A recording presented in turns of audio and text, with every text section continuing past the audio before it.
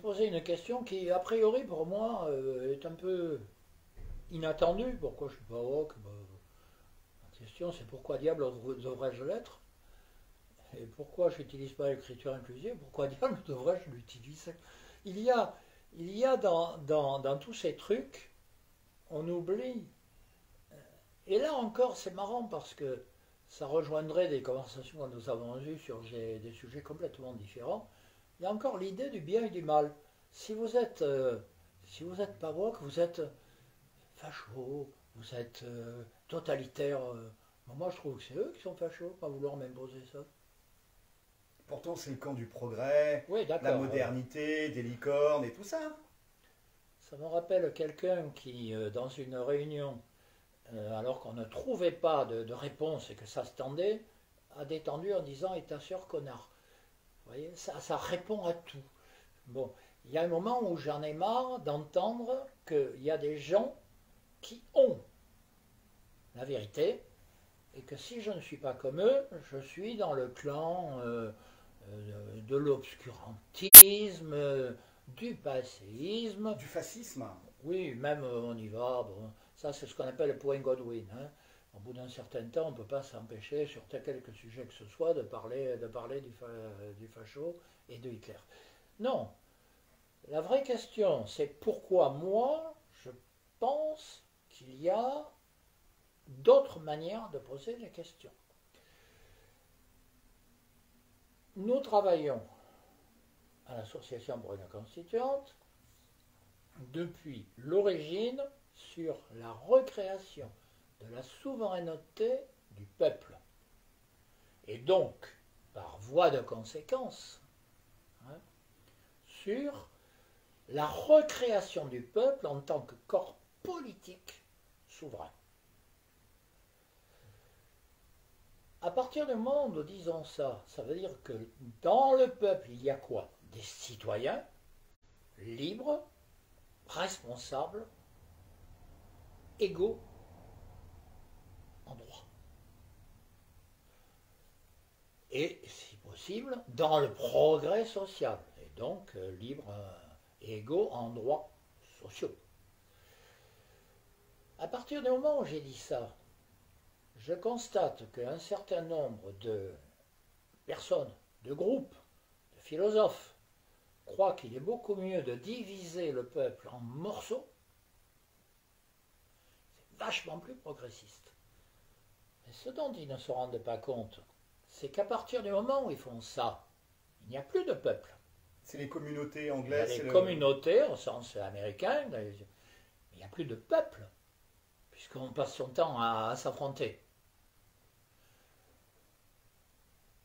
Je n'ai rien contre, ou bien au contraire, le fait de dire qu'il y avait des progrès à faire, par exemple, sur les droits des femmes. Et il y en avait. Et les féministes d'il y a quelques décennies, je pense Gisèle Halimi par exemple, ne se posaient pas obligatoirement les termes en termes de séparation.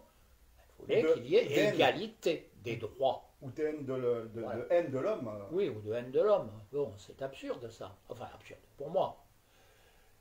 Il faut, si on veut recréer, disons, oui, une vie politique, une vie sociale, il faut qu'il y ait des acteurs qui s'appellent les citoyens, rassemblés dans quelque chose qui s'appelle le peuple. Voilà. Alors pour revenir à la langue, il se trouve que je pense que j'ai été un des principaux qui a fait mettre en l'article 2 de la Constitution la langue de la République et le français. Bien. Pourquoi on a mis ça? C'est pas par hostilité, comme certains l'ont dit, aux langues régionales. Non. C'est parce que le fait qu'on voyait bien que la langue commençait à être attaquée en tant qu'élément de rassemblement du peuple. Et que donc, il n'y avait aucune hostilité aux langues régionales ou minoritaires, comme on le dit. Non. Il y avait la volonté de maintenir ce bien commun qui s'appelle la langue.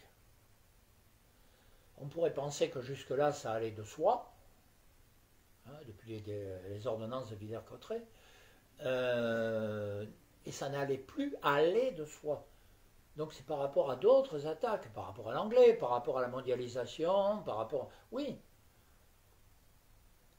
Et donc, l'idée de l'écriture inclusive, c'est une manière de remettre en cause cette unité de la langue, de lui donner un but qui n'est pas le sien. La langue, elle sert à maintenir une culture, elle sert à maintenir une histoire. C'est une manière de penser. Et c'est quelque chose qui rassemble. L'écriture inclusive, elle divise. Là, j'ai là un article. Alors, comme il est fait par une femme, c'est mieux. Sur un homme, ce serait par principe mauvais, mais c'est une interview de la linguiste Danielle Manès dans un entretien au Monde assez récent. Bon. Et elle dit, l'écriture inclusive fait partie de ces dispositifs volontaristes, ostentatoires, qui ne servent pas les causes qu'ils prétendent défendre. Plutôt que la langue elle-même, ajoute-t-elle, c'est surtout le discours sur la langue qui peut être sexiste.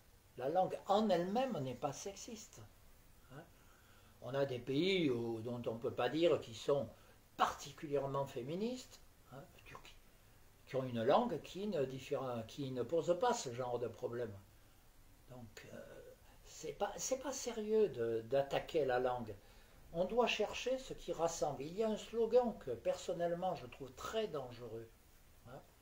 C'est « vivre ensemble nos différences ». On peut parfaitement vivre ensemble nos différences en se tapant sur la gueule tous les matins. Moi je dis comment faire société. C'est pas la même chose.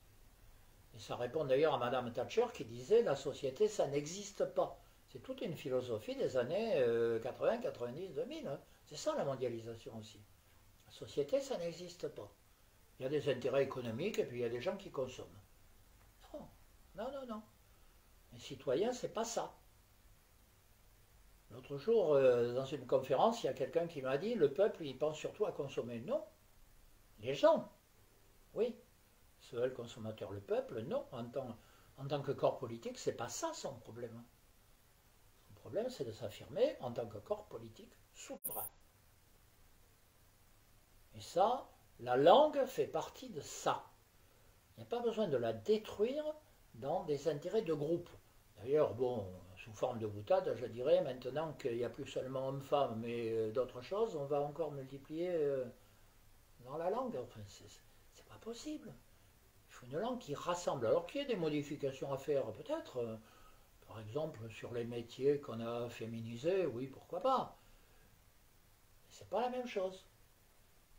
L'écriture inclusive, qui ne peut pas être parlée, par parenthèse, c'est une horreur en tant que telle. Aucun linguiste dira le contraire. Et ça sert à qui derrière? À qui profite le crime, entre guillemets? Ça sert, comme toutes les philosophies séparatistes aujourd'hui, ça sert à remettre en cause l'union des citoyens, encore une fois, dans ce corps politique magnifique qu'on appelle le peuple et qui est souverain, au profit de la manière d'exprimer de communautés diverses. Mais encore une fois, parce qu'on l'a dit dans une autre vidéo, revouloir le peuple n'est pas du tout être hostile aux autres. L'internationalisme, c'est une manière, au contraire, de créer le lien entre les peuples. Entre les nations. Et entre les nations, puisque peuples et nations sont liés d'une certaine façon. Sauf par ceux qui veulent ne pas parler du peuple et ne parler que de la nation. Ben, ça existe aussi. Est-ce que tu pourrais développer là-dessus? Ben, la nation, c'est l'expression, je dirais, juridique. Le peuple, c'est une expression sociale. Mais à partir du moment où la nation oublie le peuple, là oui, on tombe dans des versions, disons, plus extrême droite, oui, ça oui. Et dans ce cas-là, à mon sens d'ailleurs, l'article 3 de la Constitution, que dit-il?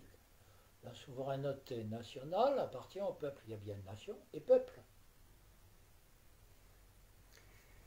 Est-ce qu'au final, derrière l'écriture inclusive, c'est pas l'émiettement, l'individualisme poussé à l'extrême, et au final le marché, l'idéologie du marché qui est la grande gagnante de tout ça. Oui, alors après il faut voir la manière dont on le dit, mais il y a eu une révolution philosophique qui date, elle remonte là pour le coup, mais on ne l'a pas vue sur le moment, je pense, qui date des années 60-70. Lorsque, dans le domaine dit des sciences, a émergé la science économique. Je précise au passage, pour moi, l'économie n'est pas une science, hein, mais puisqu'on en parle en général comme ça.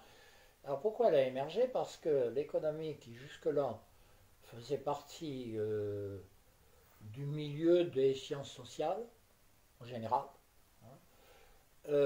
s'est affranchie de ce milieu. Elle était enseignée dans les facs de droit, par exemple. Il n'y avait pas de fac d'économie. Elle est devenue autonome, et il y a eu donc des facs d'économie. À ce moment-là, il s'est passé quelque chose dont on mesure aujourd'hui les conséquences, mais que certains ont vu à l'époque, mais n'ont pas été écoutés, ce qui est souvent le cas. Hein. Bon. L'économie, en s'abstrayant des sciences sociales, a fait du social un ennemi. L'économie domine. Bon, après, il faudrait voir pourquoi elle domine. J'ai un ami qui est sociologue qui dit qu'elle domine parce que c'est la technique la plus bête. Parce que l'idée que les gens se réveillent tous les matins en cherchant à maximiser leur satisfaction de consommateur, en naviguant sur leur courbe de satisfaction, c'est une vision de l'humanité complètement désastreuse. Hein. Bon. C'est complètement anti-humaniste. Bon. Il y a quand même d'autres aspirations dans l'humain. Et donc, le social est devenu un ennemi. Et c'est pour ça qu'on a un problème idéologique aujourd'hui. Il faut retrouver ce qui fait corps social. Qu'on appellera, au niveau de la France, le peuple français, au niveau de l'Allemagne, le peuple allemand, etc., etc., etc. Après, que ça crée des peuples plus larges, c'est une autre question. Pour l'instant, on en est là. Donc les woke, l'écriture inclusive et toutes ces conneries-là, c'est des ennemis, des idiots utiles au service du marché, faire du sociétal pour éviter de faire du social. Disons qu'ils rentrent dans cette logique qui, au mieux, ignore les questions que j'évoque, en particulier la souveraineté populaire, au pire les combattent. Merci, citoyens, de toutes ces informations, cette transmission de savoir, cette instruction populaire. Force et honneur, on ne lâche rien.